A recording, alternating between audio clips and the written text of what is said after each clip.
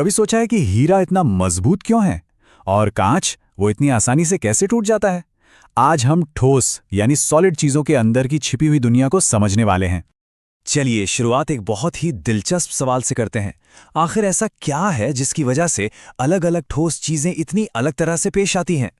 देखिए, इसका जवाब इस बात में छिपा है कि उनके सबसे छोटे छोटे कण यानी एटम्स और मॉलिक्यूल्स अंदर से कैसे जमे हुए हैं, और इसी जमावट के आधार पर हम सभी ठोस चीजों को दो बड़े परिवारों में बांट सकते हैं।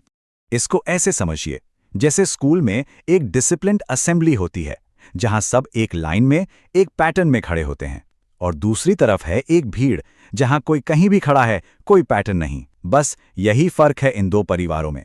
क्रिस्टलीय ठोसों में जो पैटर्न होता है ना, वो बहुत दूर तक बार बार लगातार रिपीट होता रहता है। इसे ही लॉन्ग रेंज ऑर्डर या दीर्घपरासी व्यवस्था कहते हैं। इसी वजह से इनकी एक तय बनावट होती है। और वहीं दूसरी तरफ है अक्रिस्टलीय ठोस।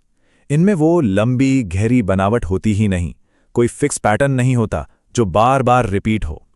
अगर कोई छोटी मोटी व्यवस्था होती भी है तो वो बस कुछ ही कणों तक सीमित रहती है।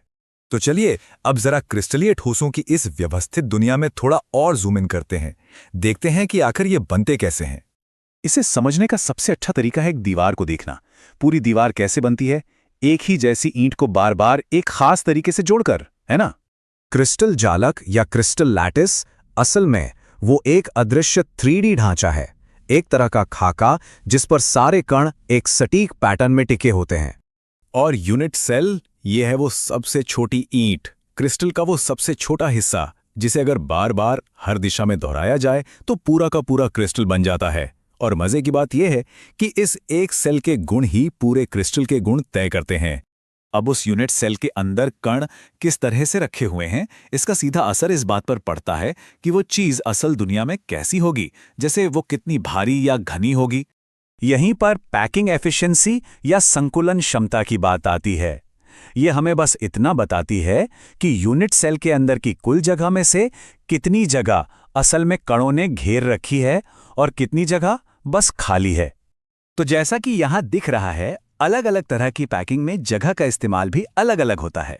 सिंपल क्यूबिक में तो लगभग आधी जगह ही भरी होती है, वहीं फेस सेंटर्ड क्यूबिक में 74%। यही वजह है कि कुछ धातुएं दूसरों से कहीं ज्यादा घनी होती हैं।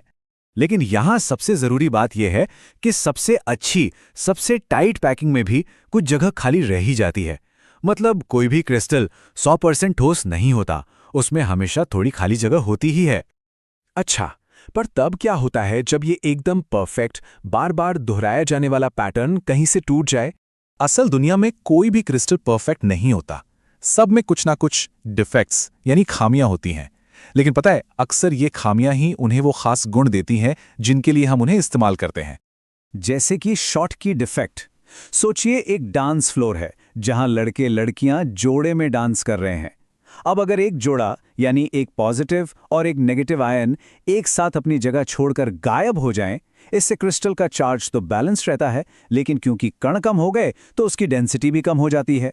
ये सोचने वाली बात है कि अगर सिर्फ एक कण का अपनी जगह पर न होना किसी चीज के गुण बदल सकता है, तो हमारे चारों ओर की दुनिया न जाने और कितने ऐसे ही अदृश्य पैटर्न पर चल रही है। ये हमें एक सवाल के साथ छोड़ जाता है, और कौन से छिपे हुए नियम हैं जो हमारी इस भौतिक दुनिया को चला रहे हैं?